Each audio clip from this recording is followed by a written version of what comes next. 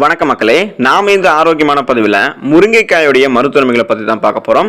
முருங்கைக்காயில் vitamin C அப்படின்னு சொல்லக்கூடிய உயிர் சத்து நிறைஞ்சிருக்கிறதால இது உங்களுக்கு நோய் எதிர்ப்பு சக்தி திறனை அதிகப்படுத்தி சீசனாக அட்டாக் ஆகக்கூடிய தொற்று நோய்களையும் வராமல் தடுக்கிறது. உங்களுக்கு இருக்கக்கூடிய சின்ன சின்ன நோய்களையும் குணப்படுத்துது.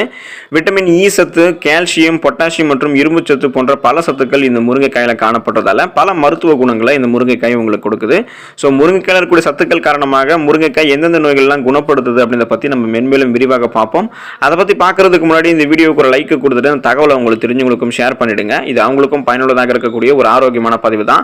இது போன்ற அப்டேட்ஸ்கள் நீங்கள் தொடர்ந்து பார்க்கறதுக்கு நம்மளுடைய ஹெல்த் நியூஸ் தமிழ் சேனலை சப்ஸ்கிரைப் பண்ணி வச்சுக்கோங்க. பக்கத்தில் இருக்கக்கூடிய பெல் பட்டனையும் கிளிக் பண்ணி ஆல் அப்படின்ற ஆப்ஷனையும் மறக்காம செட் பண்ணி வச்சுக்கிட்டீங்க அப்படின்னா நான் போடக்கூடிய எல்லா அப்டேட்ஸும் உங்களுக்கு நோட்டிஃபிகேஷன் அடிக்கடி வந்து சேரும்.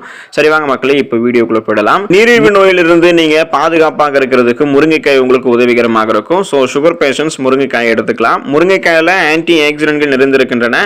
இதில் இருக்கக்கூடிய சத்துக்கள் சர்க்கரை நோயை கட்டுப்படுத்துறதுக்கு உதவிகரமாக இருக்கும். எனவே முருங்கைக்காய் சுகர் பேஷண்ட் சாப்பிட்றதால ரத்தத்தில் இருக்கக்கூடிய சர்க்கரையினுடைய அளவை அதிகரிக்காம கண்ட்ரோலாக பார்த்துக்கலாம்.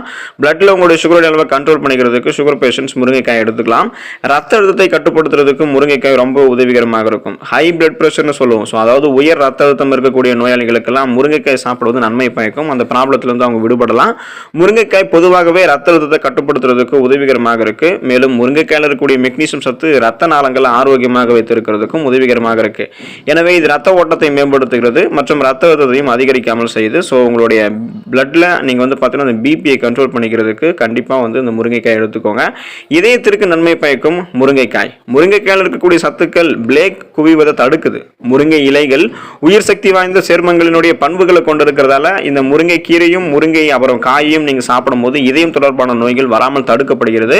ஸோ மாரடைப்பு போன்ற இதயம் சார்ந்த பிரச்சனைகள் வராமல் இருக்கிறதுக்கு முருங்கைக்காய் உங்களுடைய உணவுகளை நீங்க சேர்த்துக்கோங்க. ஆரோக்கியமாக இருங்க. சருமத்திற்கு நன்மை பயக்கும் முருங்கைக்காய். இப்போ உடல்நல பிரச்சனைகளை சரி செய்வதில் தொடங்கி சருமத்திற்கும் நன்மைகளை தரக்கூடியதாக தான் முருங்கைக்காய் இருக்கு. முருங்கைக்காய் உங்களுடைய சருமத்திற்கு மிகவும் பயனுள்ளதாக கருதப்படுகிறது. ஏன் அப்படின்னா முருங்கைக்காயில விட்டமின் ஏ, விட்டமின் பி மற்றும் ஃபோலிக் அமிலம் போன்ற சத்துக்கள் இருக்கிறதால இது நம்ம சருமத்திற்கு நன்மை பயக்கும். ஸோ உங்களுடைய சருமம் சார்ந்த பிரச்சனைகளான அந்த டெட் செல்ஸ் எல்லாத்தையும் நீக்கி கரும்புள்ளிகள் முகப்பொருட்களை மறைத்து சருமத்திற்கு நன்மை தருவதற்கு முருங்கைக்காயை உங்களுடைய உணவுகளில் தொடர்ந்து எடுத்துக்கோங்க. தைராய்டை கட்டுப்படுத்தக்கூடிய ஆற்றல் முருங்கைக்காய்க்கு இருக்கு. தைராய்டு பிரச்சனை இருக்கிறவங்க முருங்கைக்காய் சாப்பிடுவது ரொம்பவே நன்மை பயக்கும். அந்த ப்ராப்ளத்துல இருந்து நீங்க கியூர் ஆயிடலாம். இது என்ன பண்ணும் அப்படின்னா தைராய்டு ஹார்மோனை சுரக்கிறத கட்டுப்படுத்தும். மேலும் முருங்கைக்காய் நீங்க சாப்பிடும் போது தைராய்டு ஹார்மோன் அளவு அதிகரிக்காது.